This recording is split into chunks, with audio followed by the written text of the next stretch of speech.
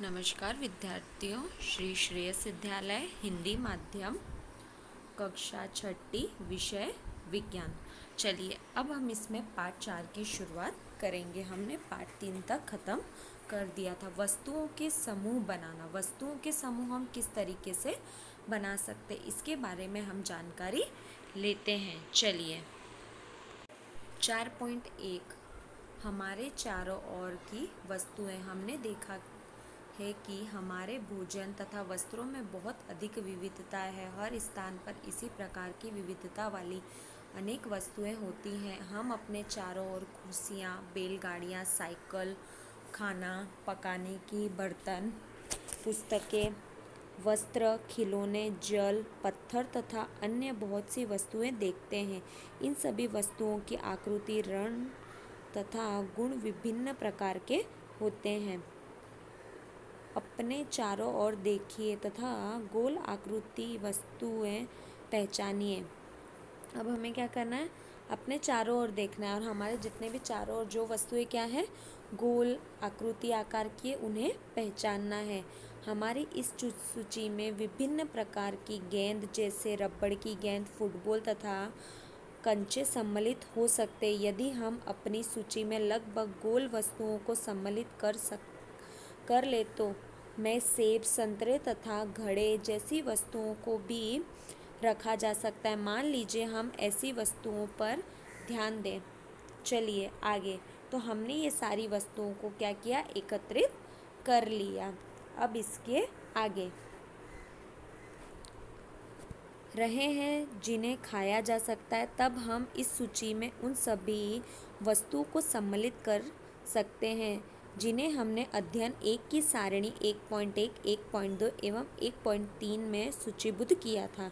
यह भी हो सकता है कि जिन गोल वस्तुओं की सूची हमने अभी बनाई है उनमें से कुछ वस्तुएं इस वस्तुओं में सम्मिलित हो। ठीक है, चलिए अब आगे। मान लीजिए हम प्लास्टिक की बनी हुई वस्तुओं का एक समूह बनाना चाहते हैं। बाल्टियाँ, लंच बॉक्स, खिलौने, जल पात्र, पाइप तथा इसी प्रकार से बहुत सी वस्तुओं को इस समूह में स्थान मिल सकता है। अतः वस्तुओं के समूह बनाने के बहुत से ढंग हैं। उपयुक्त उदाहरण में हमने वस्तुओं को समूह में उनकी आकृति तथा जिस पदार्थ से वे बने हैं उनके आधार पर बांट लिया। अब हमने क्या किया कि जिस पदार्थ से वो बने, जैसे कि गोल वस्तुएं, चौरस वस्तुएं, तो हमने क्या किया, उनको उन वस्तुओं के हिसाब से बांट लिया। चलिए अब आगे।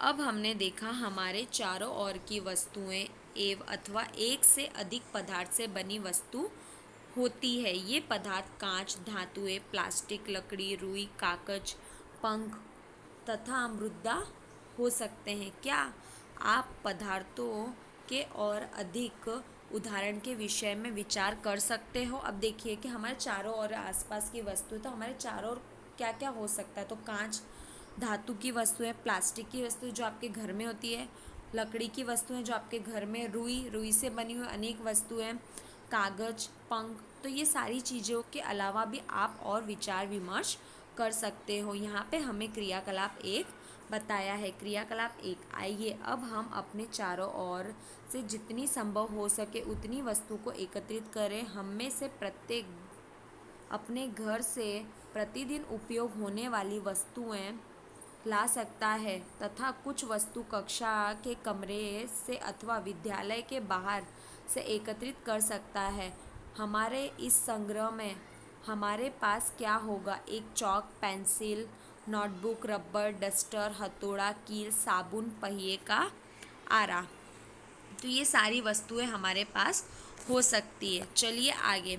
बल्ला, माचिस की डिब्बी, नमक एवं आलू। हम वस्तुओं की एक ऐसी सूची बना सकते हैं जिनके बारे में हम केवल सोच ही सकते हैं, कक्षा के कमरे में ला नहीं सकते। उदाहरण के लिए दीवार, वृक्ष, दरवाजे, ट्रैक्टर और सड़कें। ये हम कक्षा के कमरे में नहीं ला सकते। इनके बारे में सिर्फ हम विचार विमर्श कर सकते हैं।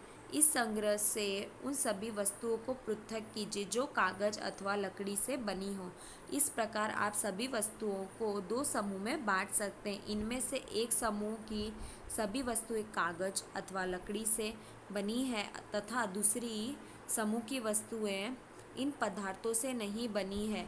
इसी प्रकार हम खाना पकाने में उपयोग होने वाली वस्तुओं को पृथक कर सकते हैं। तो खाना पकाने वाली वस्तुएं जैसे कि आप देख सकते हो कि उसमें अलग अलग वस्तुएं डलती है, तो आप उनको पृथक करने का काम कर सकते हो। चलिए आगे, आइए अब हम कुछ अधिक योजनाबद्ध होते हैं। एकत्रित की गई वस्तुओं की सारणी 4.1 में सूची बनाइए। प्रत्येक वस्तु जिन जिन पदार्थों से बनी उनको पहचानने का प्रयास कीजिए।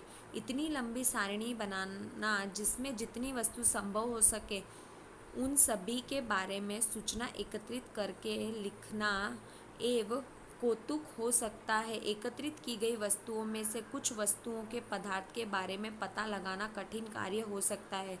ऐसे प्रकरणों में से पहचानने के लिए अपने मित्र, शिक्षक तथा अभिभावक से विचार विमर्श आप कर सकते हैं। चलिए अब हमने कौन कौन सी वस्तुएं ले ली जो सारणी में यहाँ दर्शानी है हमको, ठीक है। जैसे जैसे थाली, तो थाली में हमने ले लिया पेन, तो उसकी प्लास्टिक की जो धातु है वो हमने ले ली।